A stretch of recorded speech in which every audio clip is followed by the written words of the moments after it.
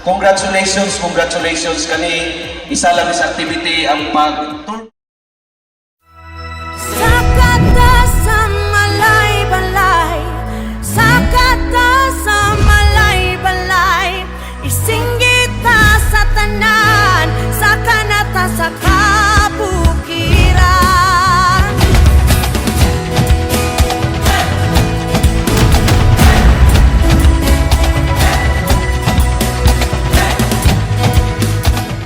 Maya Alda Rhea Garcia para sa Malaybalay News Update sa siyudad sa Malaybalay.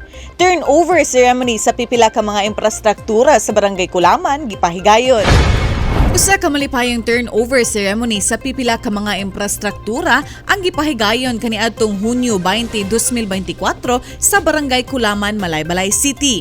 2 units multi-purpose drying pavement nga nagkantidad og 1,157,602.52 pesos.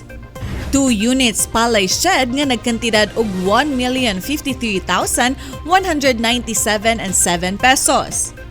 Multipurpose Building Kulaman Elementary School Phase 3 na may kantidad og 1,494,452.26 pesos.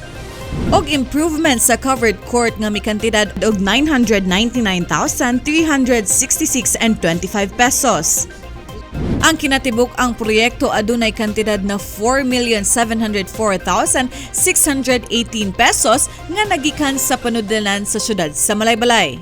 Kini gitambungan ni City Mayor Warren Pabiliaran, Konsehal Brian Nelson T. Flores, mga opisyales sa maong barangay, City Engineering Office kauban si Assistant City Engineer Elpidio Sumanduran Jr., Engineer Joel De Los Reyes sa ABED, Monitoring Inspectorate Team, ug sa tanan mamumuyo sa maong barangay. Tanan mga katawan sa Barangay Kulaman, congratulations kani isa lang sa activity ang pag-turnover. Meaning turnover, ihatag na ginato ang responsibility o ang panag-iya sa atong barangay.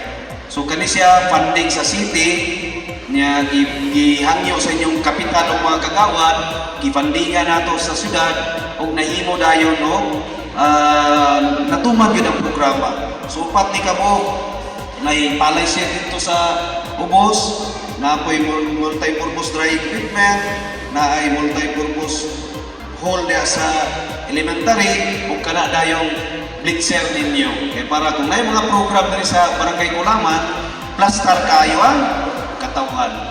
So moro yun na. Upat ka gobyerno katabang yun sa inyo ay inyong Barangay Kulaman, din kamo diha na bilong, siyudad sa Malaybalay, din diha kita na bilong, o probinsya sa Bukidnon. So pagpakan mo na itong probinsya Gubernador Rodel Roque at Vice Governor Kinyo. Ang barangay na ay Pundo, Amayra. Ang siyudad na ay Pundo, Igo-Igo yun. So sa province, napod sila ilang kaugalingon. Gilauman sa lokal nga pangagamhanan sa Malaybalay ubos sa pagdumala ni Mayor Warren Pabiliaran nga ang maong mga proyekto adunay dakong tabang sa mga katauhan og lumulupyo sa Barangay Kulaman. Og mga kato ang update karong adlaw sa dugang pang mga balita, mamahimo nga i-follow og i-like ang official Facebook page og i-subscribe ang YouTube channel nga Mayor Warren Pabiliaran. Og kini si Rhea Garcia para sa Malaybalay News Update sa siyudad sa Malaybalay. Mayong adlaw og salamat tungkay.